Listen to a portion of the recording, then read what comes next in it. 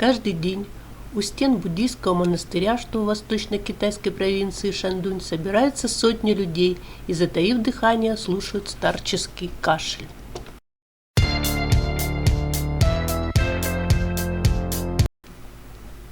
Навевающие невеселые мысли о бренности надсадные звуки издает древнее дерево гинка, листья которого с удивительной точностью копируют форму развернутого веера.